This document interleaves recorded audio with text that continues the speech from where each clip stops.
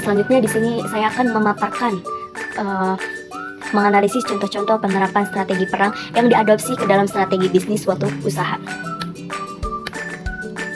Pengertian dari strategi perang yang diadopsi ke dalam strategi bisnis. Strategi perang merupakan penerapan prinsip-prinsip perang dalam konteks bisnis untuk mencapai tujuan yang diinginkan. Hal ini melibatkan perencanaan, perorganisasian, dan pengimplementasian langkah-langkah yang strategi untuk melangkah pesaing dan mencapai keunggulan kompetitif.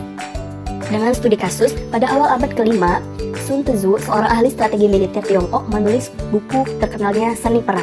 Meskipun ditulis untuk keperluan militer, prinsip-prinsip yang terkandung di dalamnya telah diadopsi ke dalam strategi bisnis modern.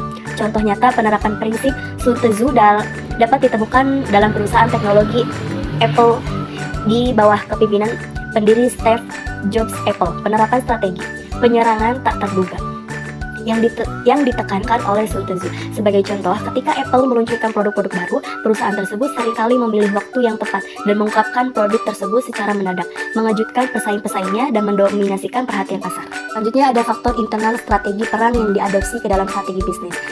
Yang pertama ada kepemimpinan. Kepemimpinan yang efektif dalam konteks strategi bisnis mencakup kemampuan untuk merumuskan visi yang jelas, menginspirasi karyawan, dan membuat keputusan strategi yang tepat. Pemimpin yang visioner mampu mengarahkan organisasi menuju tujuan jangka panjang yang telah ditetapkan. Yang kedua itu ada struktur organisasi.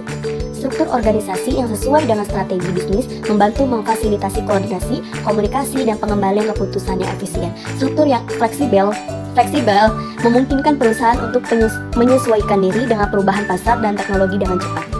Yang ketiga ada sumber daya manusia.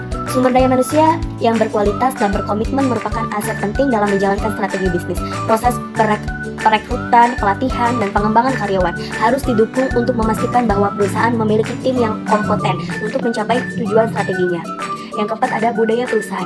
Budaya perusahaan yang kuat dan sejalan dengan strategi bisnis dapat meningkatkan kinerja organisasi secara keseluruhan.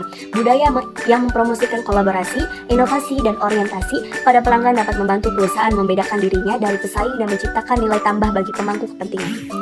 Regulasi pemerintah. Regulasi pemerintah termasuk kebijakan fiskal, keamanan produk, dan peraturan lingkungan. Perusahaan perlu memahami dan mematuhi regulasi yang berlaku di pasar mereka untuk menghindari konsekuensi hukum dan reputasi yang merugikan. Yang terakhir itu ada dinamika pasar. Dinamika pasar yang mencakup faktor-faktor seperti permintaan konsumen, persaingan industri, dan tren pasar. Perusahaan harus terus memantau perubahan dalam perilaku konsumen dan kondisi pasar untuk menyesuaikan strategi penjualan, pemasaran, dan harga mereka.